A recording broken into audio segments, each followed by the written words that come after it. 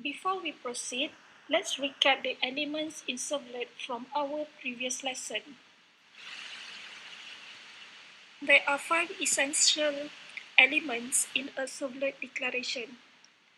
The first element in Servlet declaration is extension to HTTP Servlet. This extension will make the declared class a servlet. The second element which is important in Servlet declaration and to make our life somewhat easier is to annotate the servlet class using web servlet annotation.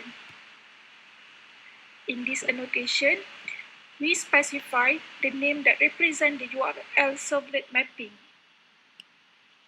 This name will be used in the form or link to invoke the servlet from the web.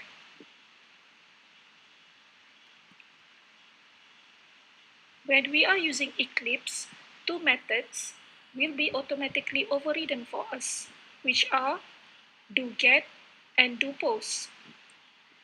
doGet method will handle web invocation from get method, and doPost method will handle web invocation from post method.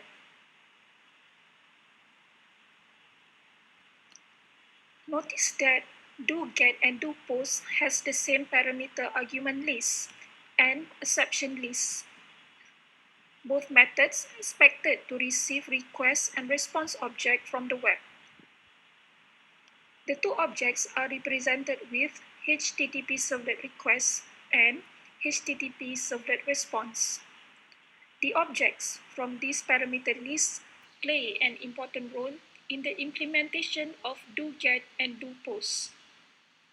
Previously, we have used request object to obtain the value passed from a form or a link using getParameter method.